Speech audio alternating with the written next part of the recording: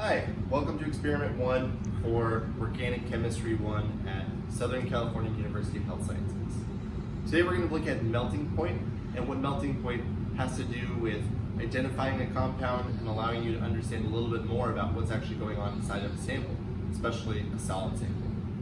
So if you have a sample such as acetylsalicylic acid or transtilbene, it's going to have its own unique flavor of intermolecular forces that's going to allow those molecules to sit closely together and crystallize, forming a solid compound. If you melt that compound, it's going to have just the right number of forces at play to give a distinct melting point for that compound. So if you have a melting point apparatus, this is actually extremely easy, and you just take the sample, put it into a capillary tube, which I'll show you how to do, and you'll be able to quickly and easily obtain that melting. Another valuable part about any kind of melting point apparatus that we have today is it maintains sample quality. Because you're working inside of a capillary, usually you make sure that it's an open capillary so that there's expansion on the part of the material. You're not going to have any kind of gas buildup or close container pressure forming. An indicator of purity for any compound is its melting point. If you have a higher melting point or a lower melting point, that's going to indicate a slightly impure product. Usually today we use a melting point apparatus, which is what this device is right here. The temperature is red on the main display here, and you can adjust the temperature to slightly below where the actual melting point is, and then hit go, and it just slowly raises the temperature just ever so slightly until you reach the melting point that you're aiming for. Usually, if you have an impure substance, that melting point will be reached sooner than the actual ideal melting point. And you'll be able to collect it as the temperature on the display. So you can actually see inside of this apparatus the melting of the individual sample in a capillary tube. So here's a capillary tube.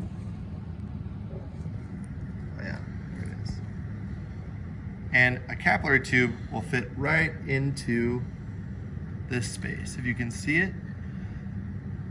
So once you can actually see the sample, it allows you to actually view the melting process happening even for a tiny sample.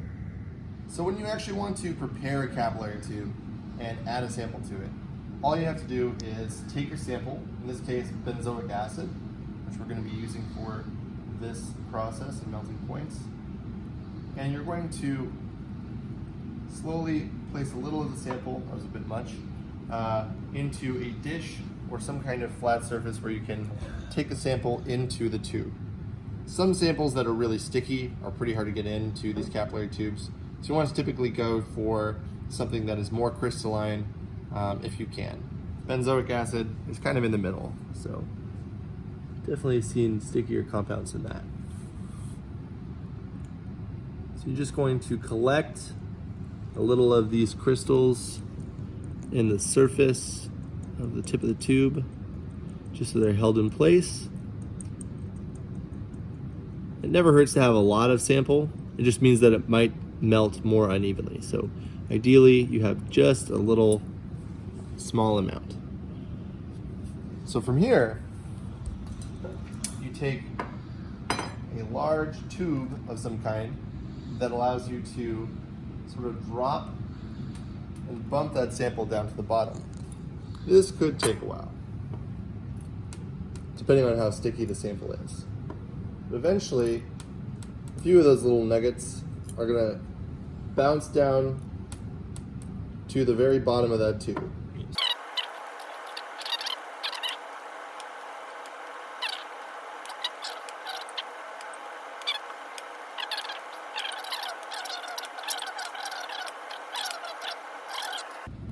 So here is your sample. It is all the way in the bottom of this capillary tube, which allows us to slip it right into this instrument and actually preserve it. So if you look inside of the instrument itself, you'll be able to actually see our sample. So let's see.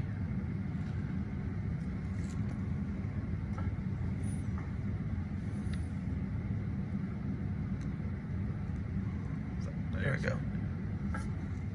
So when you are actually trying to use this apparatus, all you really have to do is go to the plateau set and pick your ideal melting temperature, or rather just 20 degrees below it. The plateau is just going to allow the heating ramp to go up much more slowly, and you'll be able to see your sample melt more carefully because you won't have the temperature rising so fast.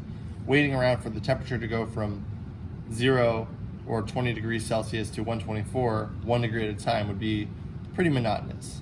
In this case, you ramp up to that lower temperature first, and for benzoic acid, which melts from 124 to 125 degrees Celsius, you're going to slowly ramp up to 20 degrees below, about 104 degrees, and then slightly increase the temperature.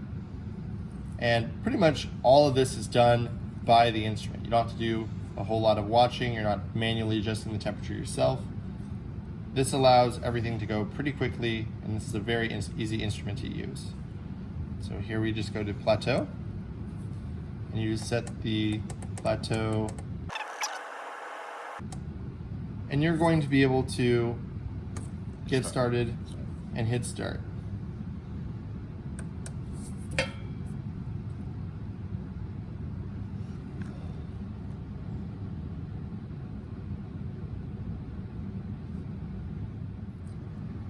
So we're almost up to the plateau set temperature where everything's going to slow down. It's going to take quite a bit longer once you actually reach that plateau temperature, but that's fine. You're trying to collect a very high quality measurement, and that's the idea here. Because there are two grooves here, you could actually do two samples at the same time if you wanted to, which I don't recommend. It just makes it a lot harder to actually collect the data correctly.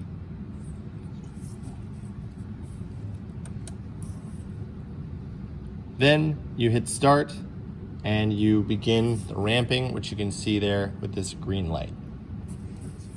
We've been waiting here for a few minutes, and it's good that it's moving slowly. That actually allows us to actually see it melt when it does. You're going to be looking at the compound, and you might begin to see it sweat a little bit or sort of begin to fall apart. This is the really important part. You can actually begin to see any impurities potentially coming out of the material. At 121 degrees, which is about 3 degrees short of our expected temperature, this should be really close because it's very pure stuff. You're going to eventually begin to see it really begin to go. As you can see, this is a slightly monotonous process, but a great way to decide if you have a pure sample or not.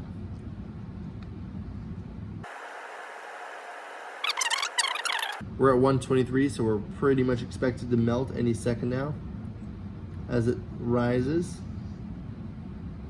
I wish they had more sig figs on this thing, but that's how it goes. And all of a sudden, it is no longer a white solid, but it's clear. So you can begin to see that. Eventually, as soon as you take it out, it'll begin to recrystallize, so that was quick. But you can definitely see it turn from a solid to a liquid when you've reached your proper melting point. Now it's a solid again. We're gonna move on to the next sample and see how it goes. All right, so second sample. This is going to be just like before. You're going to take a capillary tube, and you're going to take your actual salicylic acid or acetylsalicylic acid, which is the same thing as aspirin, and you're going to open up this tube, put some of that sample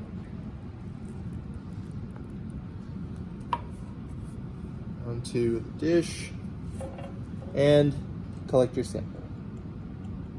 This one's a little bit more crystalline, so it should be much easier to get down that tube. But we will see.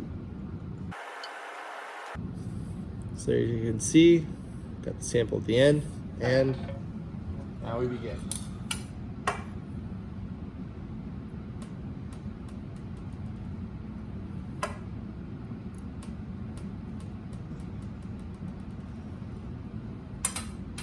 for the benzoic acid, it took so many times, as you saw on the camera, for a more crystalline sample and a drier sample that you carefully washed or made into an ideally crystalline form. You're going to have a much better sample for this process. Really was super quick. All right, so with a melting point expected of 134 and 135, we're gonna just set our new plateau. So you just hold down the plateau button and ramp it up. I'm gonna get a little bit closer this time just to make sure that we don't waste a lot of time sitting around for those 20 degrees, especially since this is extra pure. Should be close to what we're looking for. So we're gonna start a little bit less than 10 degrees away from our goal temperature. And now we're gonna just hit the start button and get it heating up to the plateau. First thing we're gonna have to do is hit the start button and then put our sample in as before. And it's going to begin ramping slowly. So once you see it ramping up slowly, it's gonna be a few minutes as before it actually reaches the melting temperature. And you'll be looking through this eyepiece at the top here, waiting for it to actually melt. Make sure that you can actually see the sample in the groove when you actually look into the eyepiece, and you'll be able to basically see that melting happen very clearly as long as you're looking carefully. You should always be, as I mentioned before, looking back and forth to see what the actual temperature is recorded, and don't put too much pressure back and forth on your capillary tube because it's easy to break.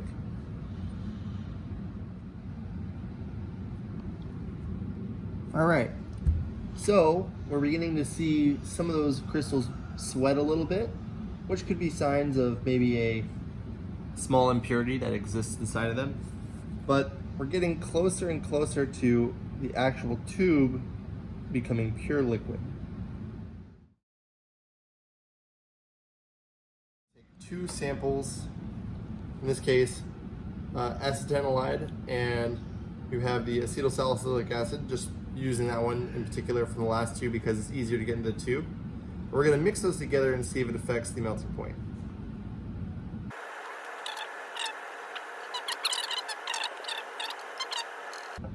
So I'm gonna mix in, attempt to mix in equal parts. There was a little bit more there. We're going to mix these together with the tip of our capillary tube.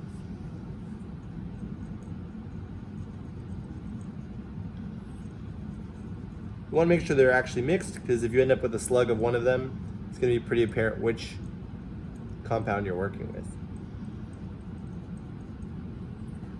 And by that I mean you only have one of the pure compounds. So once you get it mixed up, just start sampling around the dish in order to collect as much as you can. I'm gonna get a nice big sample here just to make sure we have enough material. Remember, you don't need to have a really big sample here. You're only working with a few milligrams, and you only need about this much. So if you think about a finger length, quite a little bit. If you have a full tube, you're just gonna make a mess. No good.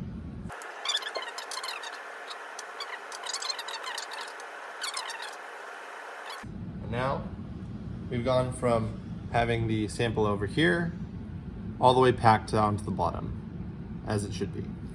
As close to the tip of this capillary as possible, because a lot of the heat conduction from the instrument to the capillary tube comes from this little bead at the end of the capillary, which closes it off. I'm going to aim for a new set of temperatures at 100 degrees Celsius, maybe 105, just because it's going to be closer to where we were before. Let's say if we're looking at the lower end being 115 to 117 or 116 to 117, you're going to potentially see the mixture melt a little bit lower than that, but probably not too much lower because the other component is actually a higher melting temperature. So I'll have to report on what I see, but for now I'm just going to get it started, ramping up to that plateau temperature. If they're totally mixed together, you could expect a particular lower melting point that's going to be quite a bit lower than you observe for the pure compounds alone.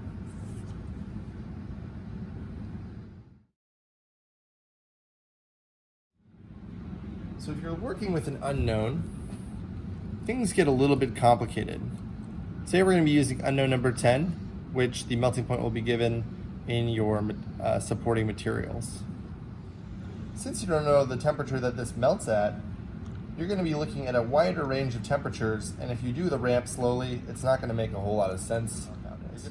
The best method to actually find an unknown is to go through a quick and dirty ramping that goes through any kind of temperature that you'd be expecting. Keep a close eye on your sample, make sure that it's maintaining consistent conduction with the plate that's heating, and once it actually reaches that temperature that you're interested in and it melts, you're going to keep that as a relative spot to aim for on your next more careful go around. Other than that, that's all that there is for this lab. Make sure that you look at your syllabus and at your lab manual for any of the other materials that you'll need to complete the lab.